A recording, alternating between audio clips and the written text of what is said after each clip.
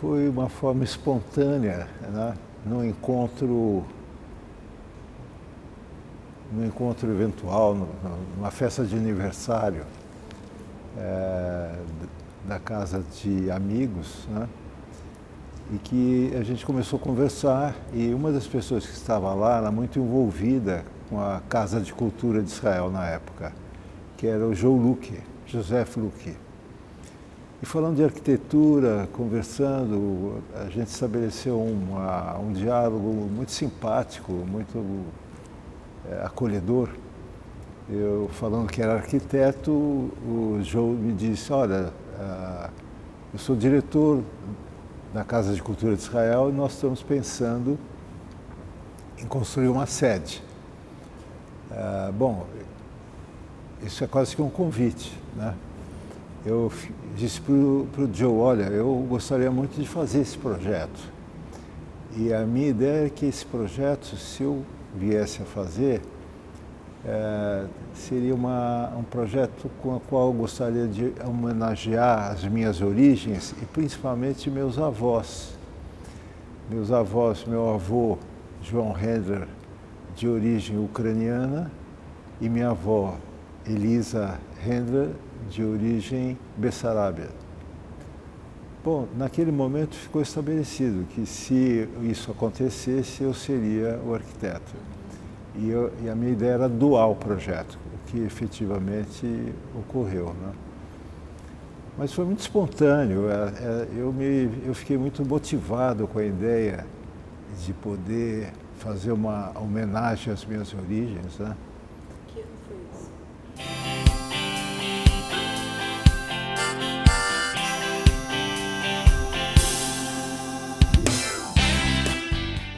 Bom, claro que a primeira coisa que um arquiteto quer saber é qual é o programa, né? Qual é o escopo do projeto e onde fica, né? E realmente me informaram que o projeto ficaria num terreno independente na Avenida Paulista, entre a Avenida Paulista, Oscar Freire e o futuro estação do metrô, né? Então era um terreno com uma forma específica, assim, né? Onde aqui passaria no futuro o metrô, aqui a continuação da Paulista, né? Então era praticamente uma ilha, né? Eu fui visitar o terreno imediatamente, porque eu queria já sentir, né? E aí as coisas começam a surgir, as ideias. E as primeiras conversas que eu tive naquela época com a diretoria da Casa de Cultura.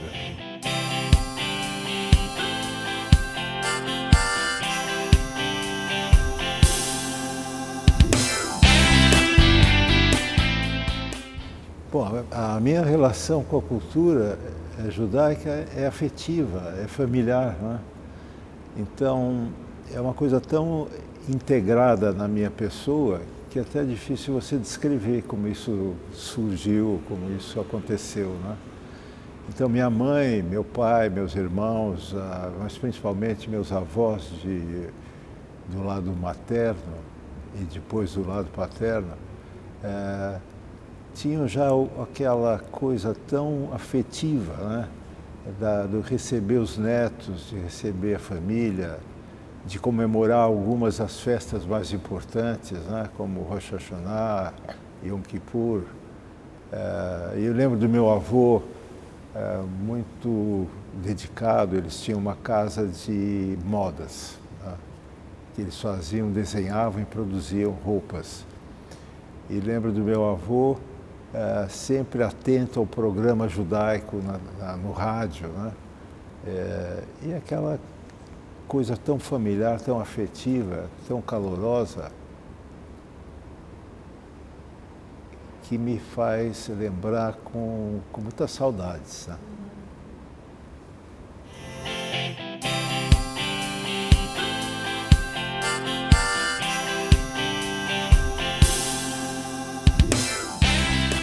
Bom, a forma do projeto, ela surge como uma provocação, né? Porque o primeiro croquis que eu recebi da diretoria da casa era um croquis que mostrava uma espécie de retângulo, né? Uma coisa assim, era um retângulo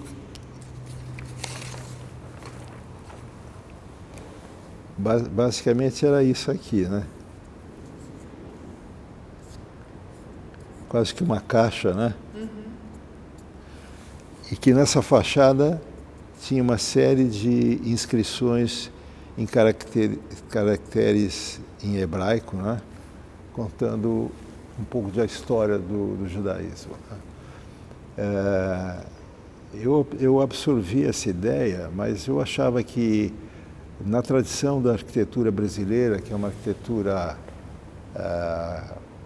orgânica, livre, né? É uma coisa tão cheia de formas retas, tal, não era bem o que eu tinha imaginado, né? De forma que eu voltei para o terreno, né? O terreno de uma forma assim, e estabeleci um eixo no comprimento maior do terreno, né? E imediatamente me veio a ideia de uma forma sinuosa, né? Que se estabeleceu de alguma forma, até dá para ver a maquete, né? Uma forma que nasceu assim, né? E que ela estava muito associada com a organicidade da arquitetura brasileira, né? E a grande ligação que a gente tem com esses arquitetos pioneiros que trouxeram a arquitetura do Brasil para um patamar incrível, que é o Oscar Niemeyer, Lúcio Costa, aqui em São Paulo, Fábio Penteado e outros arquitetos, Rino Leve, com quem eu trabalhei.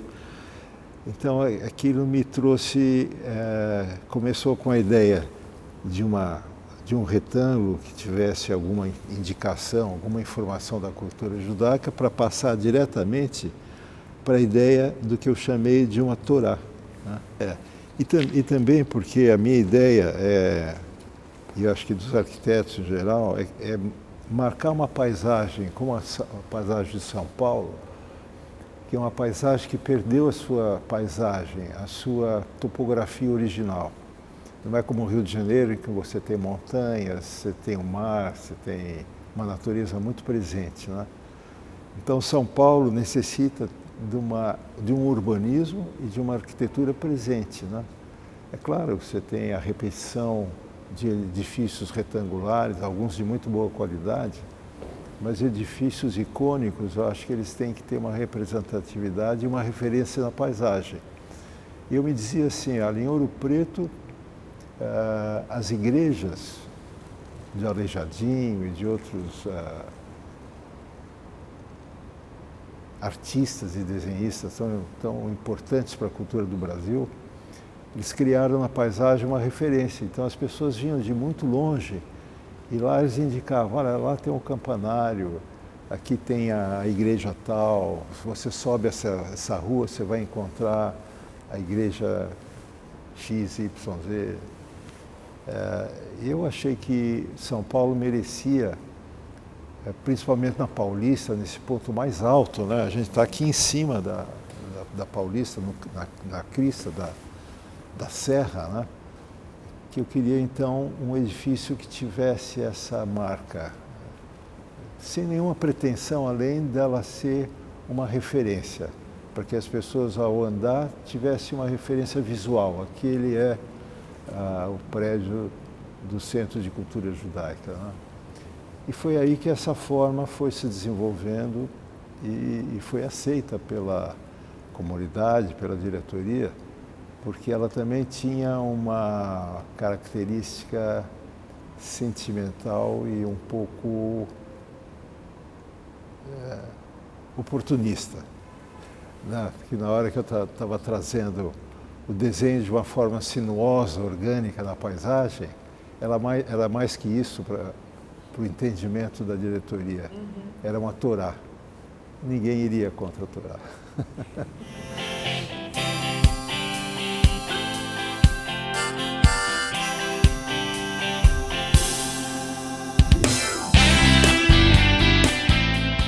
Um edifício que fica tão exposto na ponta da Avenida Paulista, né?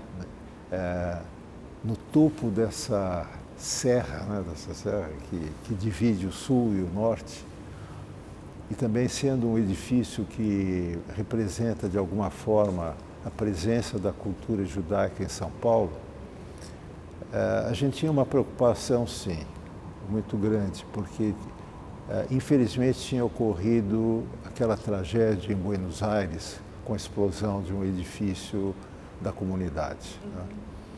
Então isso foi levado em conta. O primeiro projeto era um projeto que tinha um vão livre, mais audacioso, mas que eu tive que fazer uma revisita do desenho, sem prejudicar a qualidade e a proposta, né? Mas pensando em como proteger essa construção de eventuais ataques ou conflitos que pudessem ocorrer. Né? A gente procurou minimizar ao máximo a aproximação de qualquer pessoa no edifício para que ele não tivesse esse caráter de forte, né? de uma espécie de fortaleza. Né? Eu acho que a gente conseguiu isso, mas foi um elemento de preocupação de toda a diretoria, de toda a comunidade, e que eu tive que traduzir num desenho que fosse ao mesmo tempo seguro, mas que não representasse uma agressão à paisagem e às pessoas.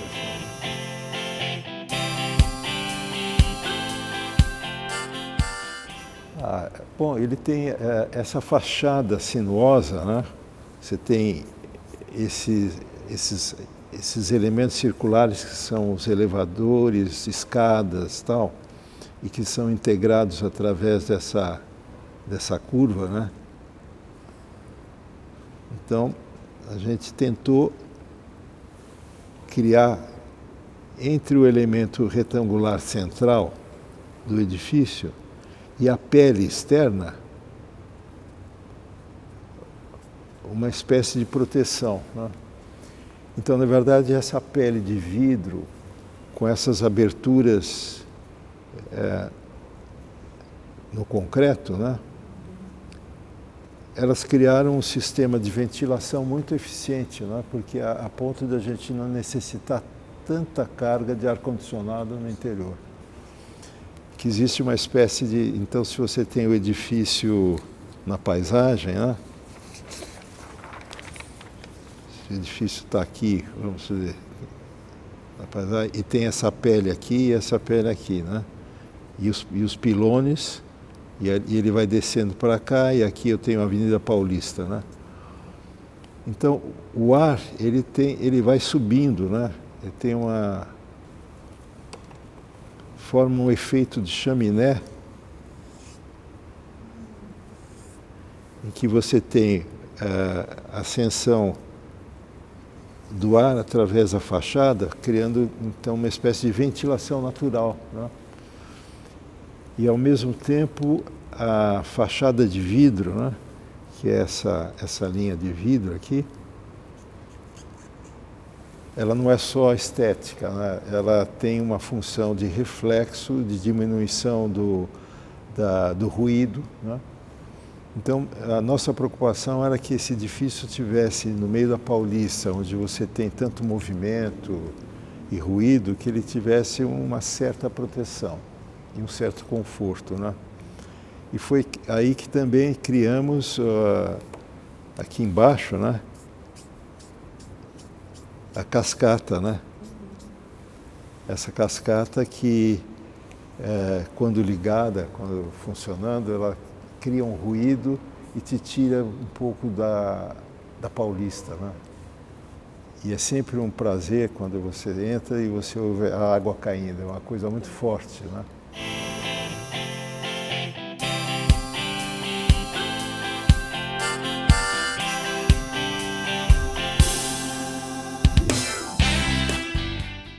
Não, olha, lugares secretos, todos os edifícios têm, na medida que você usa, convive, né? São lugares secretos de preferências, né? Para mim, um lugar que vocês vão achar talvez curioso, lugares que me encantam, entre outros, é a descida da escada de segurança, porque ela fica numa espécie de cilindro com grande diâmetro, né? E esse cilindro ele é todo perfurado com elementos de cerca de 5 centímetros de diâmetro, até talvez um pouco menos, que são elementos de fixação das formas durante a concretagem. Porque o concreto, quando desce na forma, ele tem a tendência de expandir e talvez deformar a forma. Uma vez terminado esse trabalho, ficaram os furos. E esses furos eu preenchi com rolhas de vidro, né? Então, quando você desce a escada à noite, se não tiver uma luz muito intensa, aliás, durante o dia, você vai ver um brilho nessa descida. E durante a noite isso ocorre fora também, porque a luz interna, se ela for bastante intensa, vai criar na superfície do concreto brilhos, né? Então eu queria que a estrutura do concreto tivesse vida sempre, né? Que ela transmitisse energia, vida, sempre com uma visão positiva de que a vida é uma aventura que tem que ser vivida com alegria, com esperança, com muita... essa a pergunta assim de uma vez o edifício pronto, né? Ele é como um filho independente, né? Eu lembro de ter feito projetos como a sede do Unibanco, que eu trabalhei 5, 6 anos, ou mesmo esse prédio, em que chega um momento em que você chega e te pede a identificação para você entrar. E não adianta você dizer, eu fui o arquiteto, por que você precisa saber? Me deixa entrar. Então, eu acho que não, eu não teria nada que completar, a não ser a preocupação de que isso se mantivesse bem, né? Que adaptações no tempo são necessárias e que eu sempre me coloquei à disposição para interagir com a diretoria, com o uso do prédio, para que ele não perdesse as suas características e, pelo contrário, que ele ganhasse mais vida, isso eu estou sempre disponível. E por essa razão que eu estou aqui com vocês também, né?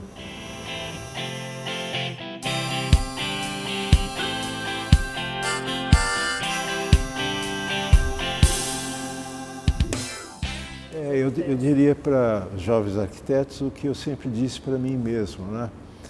Curiosidade, interesse, paixão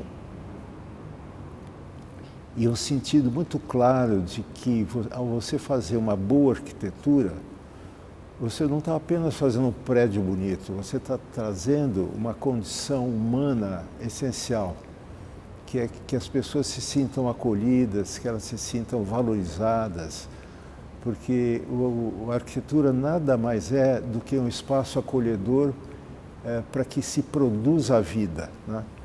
E quanto mais acolhedor e sustentável e macio, né? Tanto mais as pessoas se desenvolverão. Eu acho que não é uma frase nova, mas antiga, que o homem faz a arquitetura e a arquitetura faz o homem. Então eu tenho como ofício, né? Porque o meu ofício é desenhar e criar, né? Tendo trabalhado com arquitetos incríveis como Rino Levi, Fábio Penteado, Telésforo Cristófani, sempre foi um compromisso muito grande com essa visão. Mas sempre, é claro, eu tenho que ter uma visão clara também da questão de custo, de prazo, de viabilidade, né? porque a vida se faz não só com fantasia e ideias, mas se faz com realidade, né? E eu cito também como parte da minha caminhada o projeto que há 30 anos atrás eu criei com amigos, com Antonieta Felmanas, com Eduardo Alves da Costa e outros, um terreno doado pelo Eli Horn, de 200 e tantos mil metros quadrados, para construir um local que funciona até hoje para acolher crianças, jovens, adultos, para que eles tenham uma oportunidade de desenvolvimento na vida, né? E esse projeto é muito focado na alimentação, na liberdade, porque a filosofia básica está ligada ao Janusz Korczak, que era um médico judeu polonês que desenvolveu um sistema educacional baseado na responsabilidade, na liberdade, e que é muitas vezes considerado uma pessoa tão importante quanto Einstein ou quanto Freud, porque ele criou na área da educação uma forma de que as crianças se sentissem valorizadas, né, e não forçadas a viver, valorizadas na sua vida, nas suas escolhas. E o projeto é assim, até hoje ele é assim. E a gente recebe 600 jovens, são 2.000 famílias envolvidas.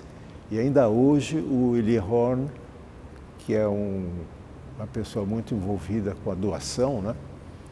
Ele tem procurado nos ajudar. Não só ele, mas a Companhia Brasileira de Metalurgia e Mineração, a Knorr-Bremse, nós temos inúmeros doadores e temos até o Instituto Anchieta Grajaú em Munique, na Alemanha. Então é um trabalho que ele é uma espécie de referência e piloto do que a gente acredita que pode ser feito para o acesso a uma vida melhor de pessoas nesse Brasil.